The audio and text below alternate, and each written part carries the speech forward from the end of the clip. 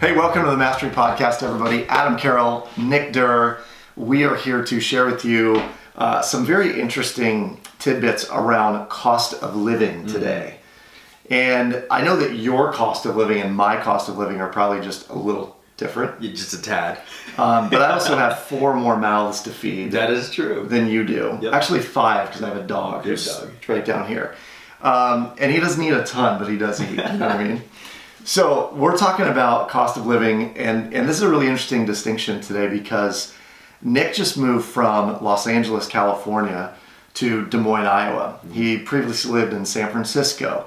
So for someone who has lived in multiple places, how are you feeling about your cost of living here? So first of all, I love the cost of living in Des Moines. I think when I was looking up cost of living calculators, Los Angeles is, I think, like 430 to 480% higher than Des Moines. Wow. So my rent here is $800 a month. And, Adam mentioned that I lived in San Francisco. So when I lived in San Francisco, it was a 2-bedroom, 1-bathroom in the financial district, and it was $4,300 a month. Whoa! Yeah, it was a lot of money. A lot of my paycheck was going towards rent. And then I lived in LA and actually moved back home. So I did not have any rent. Thank you, Mom and Dad. And so I went from $4,300 a month all the way down to 0, and then to $800 a month. So it's awesome that we're talking about cost of living, because immediately for me, when I think of cost of living, I just think about rent. Right. But what you said in the beginning was like, our cost of livings are different, but you also have more mouths to feed, etc. So it's cost of living, not just like where you live. Right. Yeah, cost of living could be where you're living, the domicile, right, rent or mortgage, how you're living. Are you eating out? Are you taking mass transit if you live where you live? Are you paying for parking? All those things, right? Yep. I'm curious. So one of the things that I've noticed around cost of living, I have done a pretty effective job over time of decreasing my cost of living by making really intentional decisions around paying off debt or keeping my expenses low. Like we don't have car payments. Yep.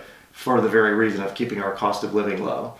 And I maintain that, we talked about this a little bit pre-interview, but there are people out there who will say, oh, well, they make a really good living.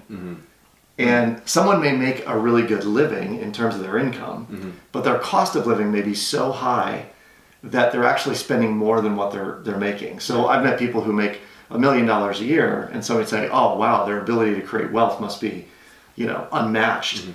Yet their cost of living is $1.2 million or $1.1 million a year. Yeah. Even if it's $1,001, their ability to create wealth is diminished, or it's greatly reduced compared to someone who, makes 50 and lives on 30. Yeah. Right? Yeah. So what you're saying is that the cost of living is in a sense more important than what someone is able to generate in terms of income. I think it is it is a bigger piece of the component of wealth building than just income, right? Because somebody who says, wow, they make really good income. I know a lot of doctors who make $400,000, but if their expenses are $410 or $420 or $480, then their ability to create wealth is not that great. Yeah. It's very interesting too, because in working with college students, recent college grads, and then even professionals who have been working for 10, 15 years. I have college students who earn less than the professionals who have been working for 20 years, and they're able to save 50% of their income, right? Versus the person making $150,000, who's only able to save 3% of their income. Right. Yeah. So in terms of wealth, the question that I would be asking myself is, first of all, what is wealth to me, and how do I build it most effectively? I can look at increasing my income, but the other side of the equation is looking at my expenses and the cost of living. Yeah. So you made a pretty bold choice to go back and live at home. Yep. And are you glad you did? Oh, definitely. Yeah, I think the most important thing, particularly around people considering where to live, is what other goals do you have financially, right? Yesterday we talked about our 30-day goals or end of quarter goals. For me, I was starting my business, and that was a huge component in really looking at where my money was going. At the beginning of the business, not really generating as much revenue, or a lot of expenses going out to build it, and so not needing to pay the average, maybe low end $1,200 in LA, all the way up to like maybe $2,200. That saved me a lot of money and allowed me to focus on my business. Yeah. So your question was it a good move for me? Was it a good move? Oh, 100%. Yeah. I gained a few pounds too because my mom's a great cook as well. So I always joke about this when I'm speaking to college groups, because half of them don't want to, right? Yeah. Half of them might, or a third of them might. And then there's some that are probably just scared out of their wits that they could ever afford a place on their own. Yeah. But I always say it's not sexy, right? Living at home with M&D is not always sexy, but it can be fun. It can be a good way to save money and keep your cost of living down.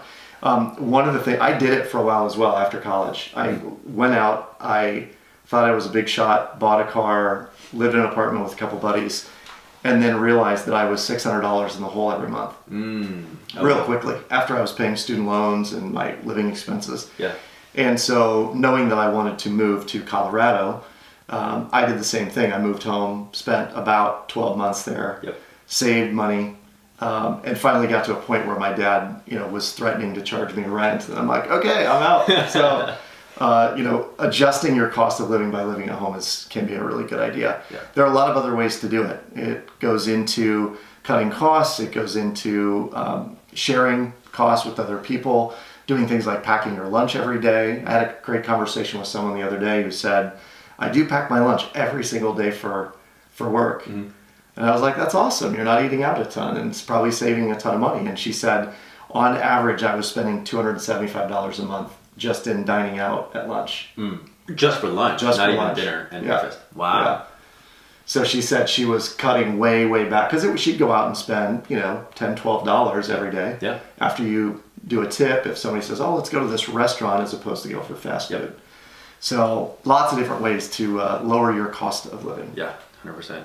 Yeah, the one thing that comes to mind is I have a uncle in Colorado, and he's been a CFO who turns around companies who kind of experience financial breakdowns, if you will. Mm-hmm. And they went to school up in the Bay Area in the Silicon Valley. They worked there. And what he said that was very distinct from like Silicon Valley living and Los Angeles living, and this is a general blanket statement, but I agree with it. He said in LA, you'll find someone who's driving a Lambo, lives in a big house, Rolex, Armani suit, and they could be, upside down in everything, right? Or it's all rented, and they're paying on a monthly basis for stuff they don't own, right? Right. But then you'll be in the Bay Area and you'll see a guy or a woman in a hoodie, driving a Honda Civic, and they're worth $30 million. So it's looking at the type of living. And then also looking at your environment, right? Here in Des Moines, comparatively, it's not as like luxurious as Los Angeles, right? But the cost of living is lower, right? So I'm able to achieve my goals faster because my cost of living is lower than what it was in Los Angeles or San Francisco. Yeah. So I think there are a fair number of millionaires next door here. Yeah, I would not be surprised, and I would totally agree with you. And what's cool is like there's it's the whole millionaire next door. They don't look like millennials. Right. Yeah. Millennials or millionaires? Sorry, millionaire. Well, I'm going to be a millionaire. Some might look like millennials. They don't look like millionaires. Yes, always. Yeah, my grandpa did not look like a millionaire. Right. But he was, so. Yeah. Yeah. Very cool. So the task for today is this. Every day we like to leave you with an action item. Your action item is to determine your cost of living every single month. So if you have an average cost of living, you're going to kind of average out the highs and the lows, but what is that average cost of living every single month for you to live as you live today? Knowing that allows you to begin to start kind of whittling away some of those expenses that maybe aren't as necessary to allow you to experience a lower cost of living and a greater opportunity to build wealth. Yep. Good stuff. Tomorrow we're going to be covering celebrations and sinking funds. Oh, yeah, so how stay fun tuned. Is that? Yeah. Is it Cinco de Mayo already? Cinco de Mayo. We'll see you then. We'll see you then.